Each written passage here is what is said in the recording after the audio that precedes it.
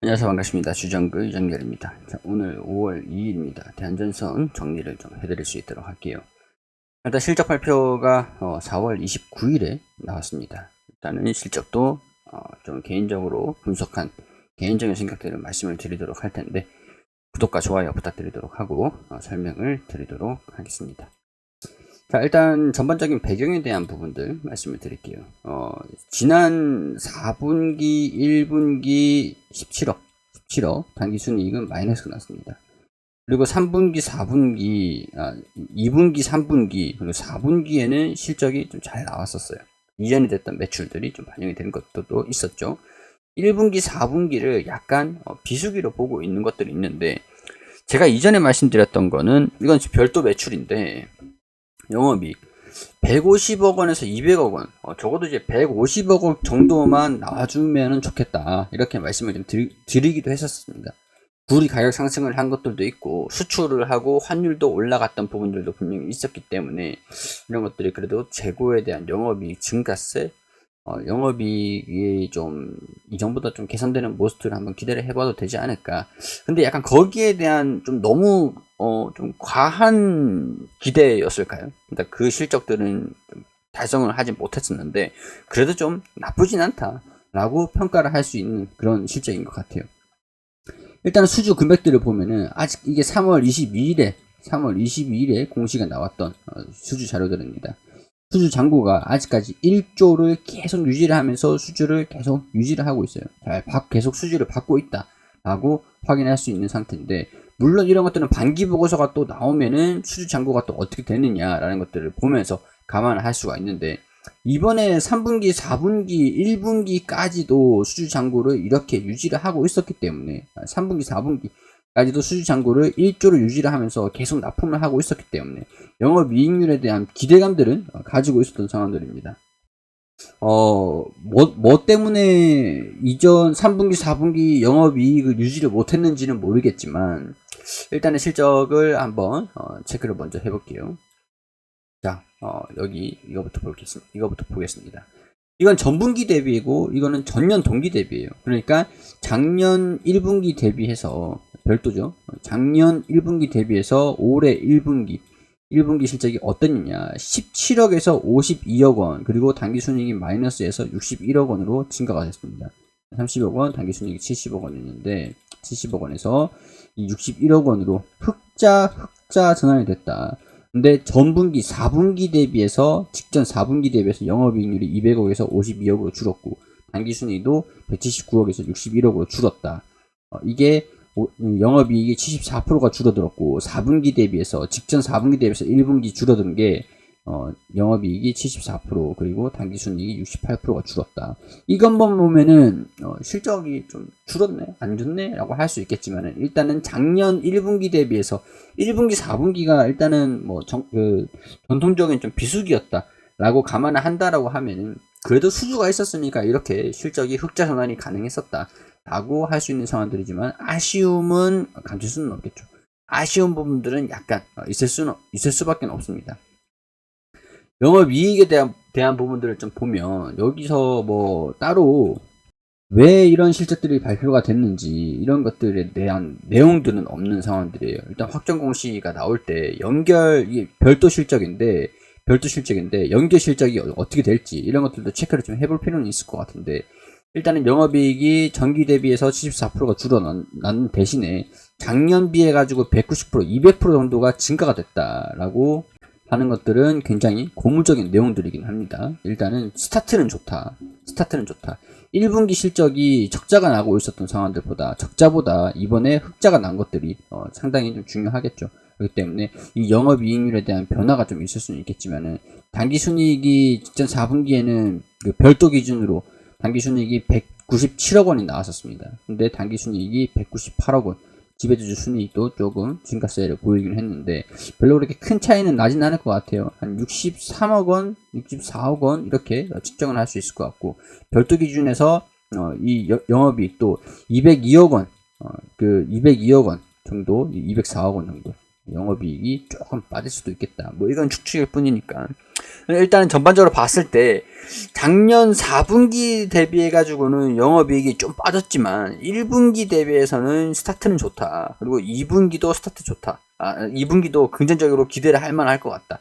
적자가 나고 있었던 것들이 흑자로 돌이켰기 때문에 더군다나 수주가 아직까지 좀 빵빵하고 있는 상황들이고, 이때 당시에는 코로나로 인해서 좀 사업에 대한 차질이 좀 있었기 때문에 이연됐던 매출들이 좀 있었죠.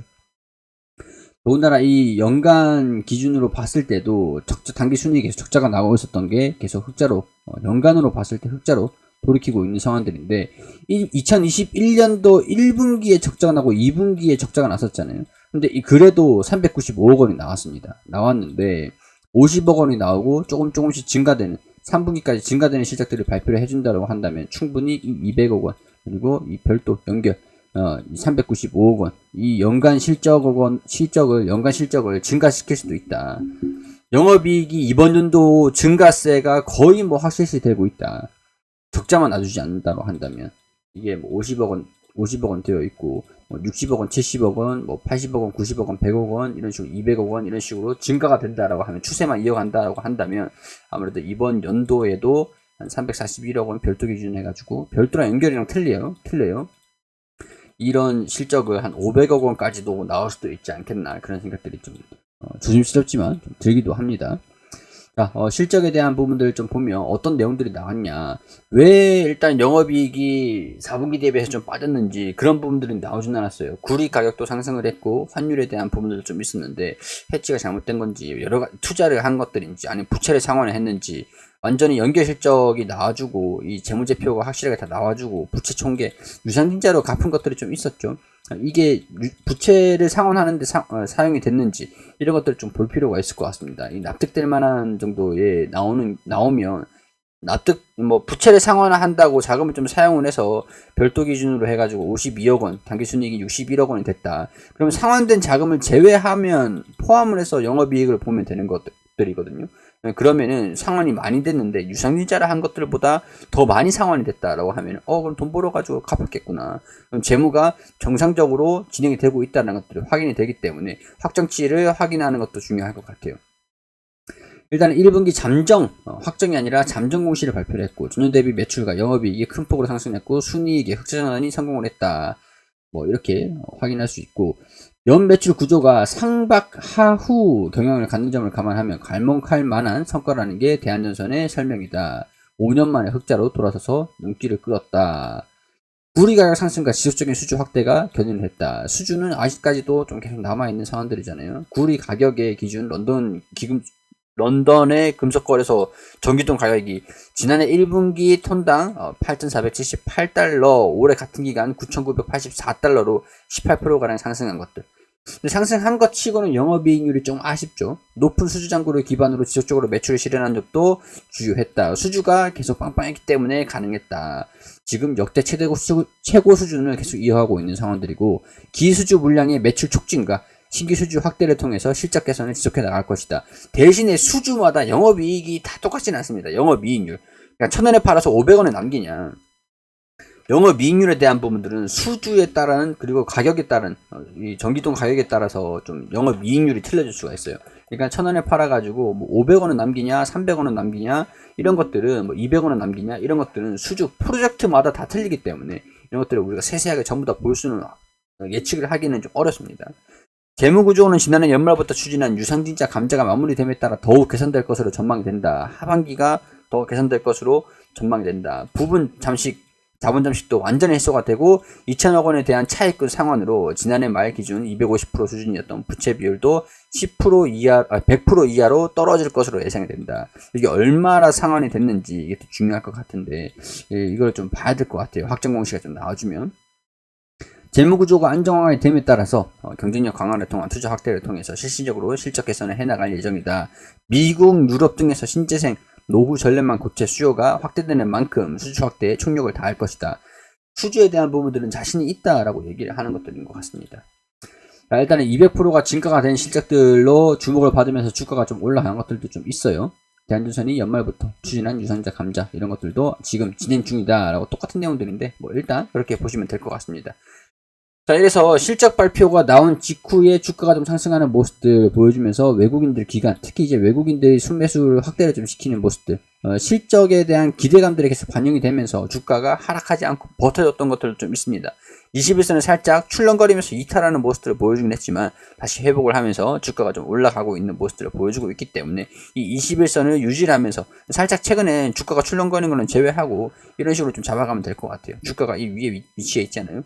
이 21선을 지켜주면서 장기 이평선이 2,000원 구간, 이 2,000원 구간들을 터치를 하면서 돌파를 해주는지 아니면 살짝 조정을 받으면서 이 61선이 올라올 때까지 좀 기다려줄지, 이런 식으로 올라갈 때까지 조정을 받으면서 이렇게 행보를 할지, 이런 것들도 방향성을 같이 보시면 좋을 것 같다는 생각이 듭니다.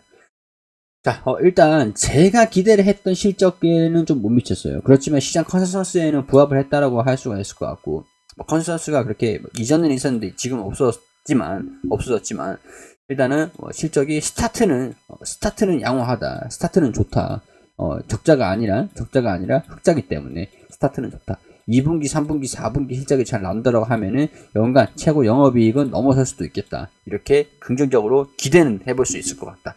부채 비율도 낮춰지고 공장에 대한 부분들, 유럽, 미국 진출들, 이런 것들도 확인을 같이 꾸준히 해나가시면은 또 장기적으로도 좋은 움직임들 보일 수 있지 않을까. 제가 유상증자, 무상증자를 진행을 할 때쯤에도 말씀을 드렸던 게, 장기적으로는 좋아요. 단기적으로는 물량 소화 움직임들을 거칠 수가 있다라고 했죠. 근데 유상증자를 한 다음에 바로 이제 급등을 한 다음에 이 한진칼 관련된 이슈들이 있어서 급등을 했었고, 주가 행보 움직임들을 보여주다가 이제 서서히 또 방향성을 잡지 않을까, 그런 생각들이 좀 들 수도 있는 측면인 것 같으니까요.